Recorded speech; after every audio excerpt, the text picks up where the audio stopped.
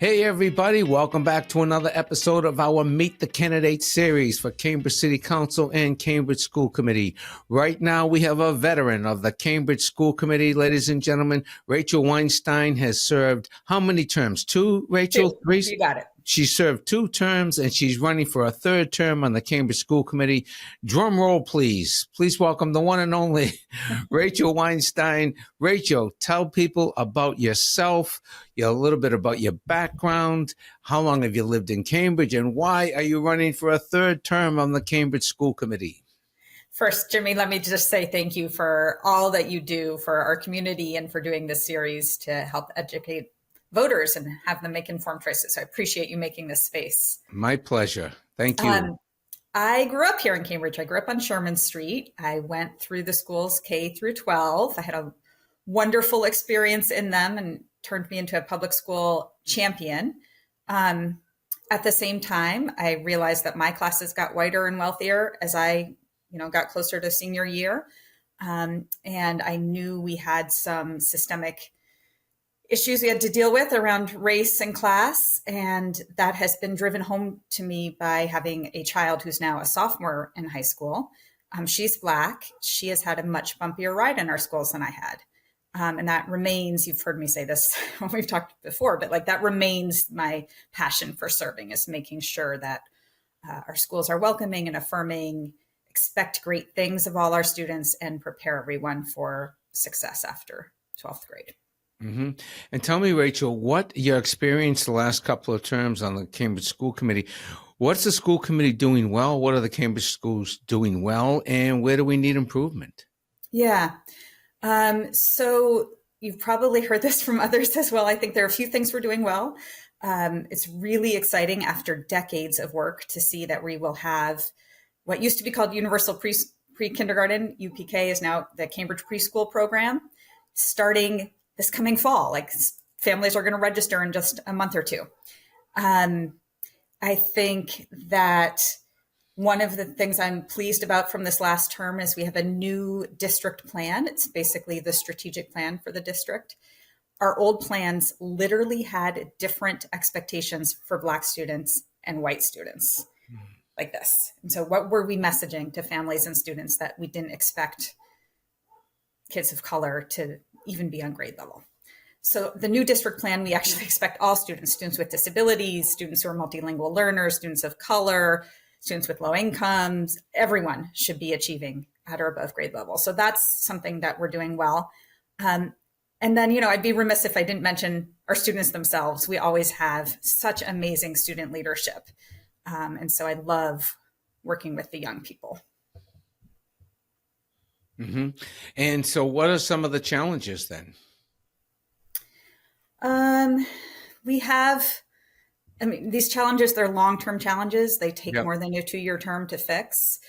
They've been true my whole life. They were probably true when you were growing up here too, right? So the opportunity gaps remain. We have to continue working on our unconscious bias, I believe, is a huge part of what needs to happen. Our schools continue to be great for kids who have an adult helping them navigate through them, but we have lots of young people who fall through the cracks. And so one of the things I'm excited about in the new district plan is that we're focusing on student success plans, which should mean, this is one of the things I want to push for if I'm lucky enough to be reelected, should mean every young person has somebody called a navigator who will sit down and say, oh, Jimmy, you're interested in stand-up comedy. Have you thought about taking that drama class? Oh, do you need a Spanish tutor?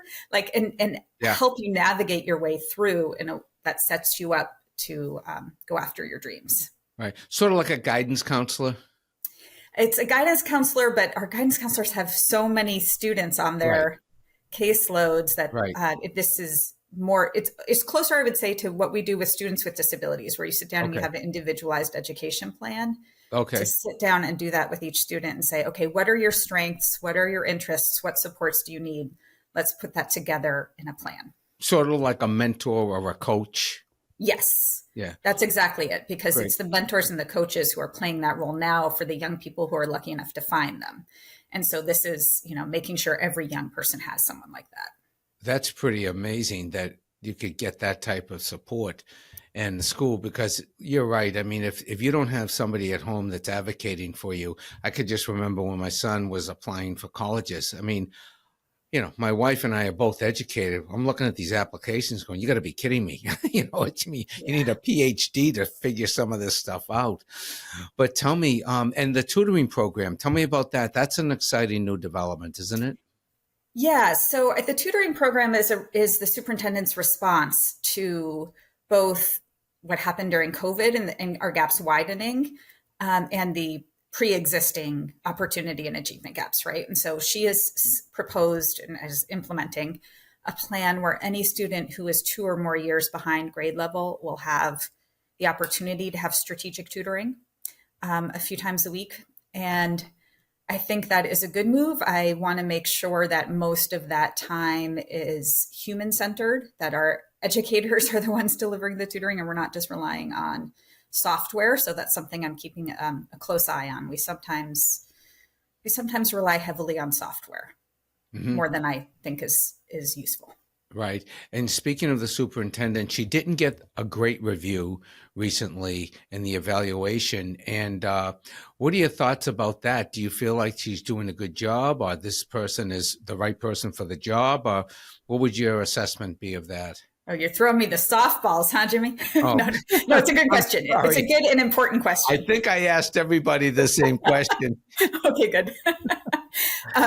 Here's what I think. I think Dr. Greer is incredibly smart and incredibly committed to our young people. I think her heart is in the right place. I think she's got a good head on her shoulders.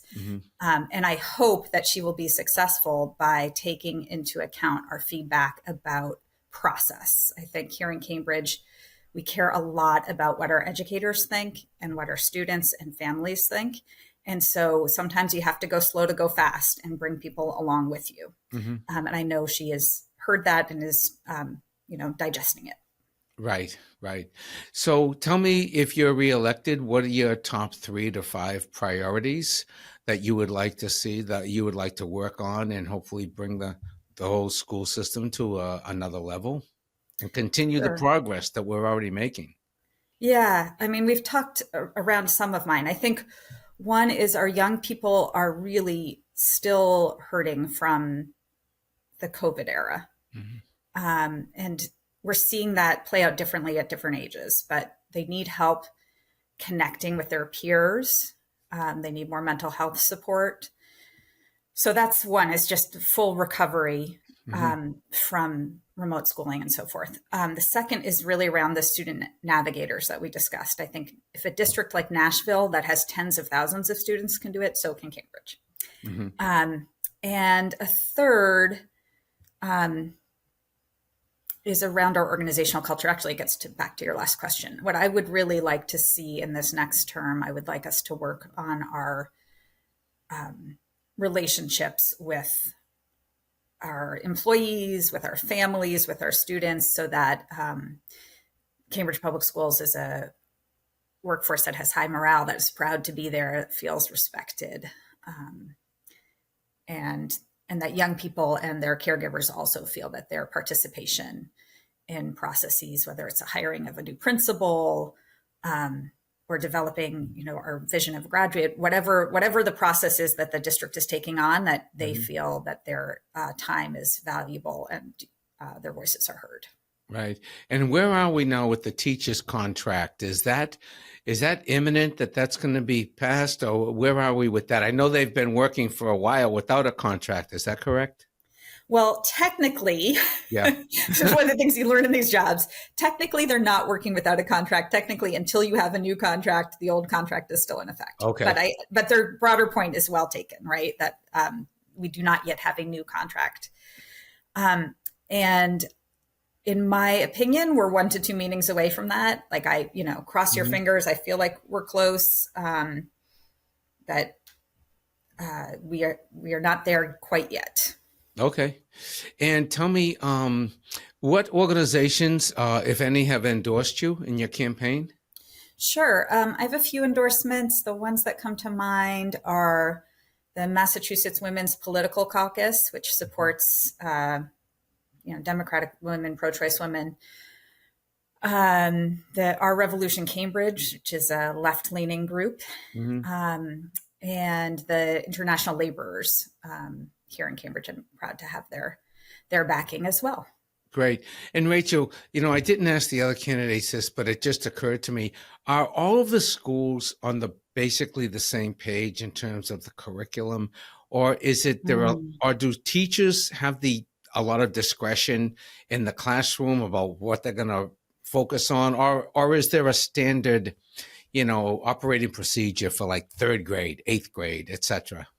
That is such a good question, Jimmy, because I think one of the real continual challenges in Cambridge is how we let our schools each have a unique identity and build their sense of community, but also have some consistency across the schools. And so, for instance, I will say one of the things I saw when my child was in sixth grade was she could tell you, and I should say for viewers who aren't in the schools right now, in sixth grade, most students switch schools, right? They go from an elementary into an upper school. And so there are 3 feeder schools in this upper school, and she could tell you which school a student came from based on where they were in math. And that should not be the case, right? Wow. One's potential is not dictated by what building they're in. Right.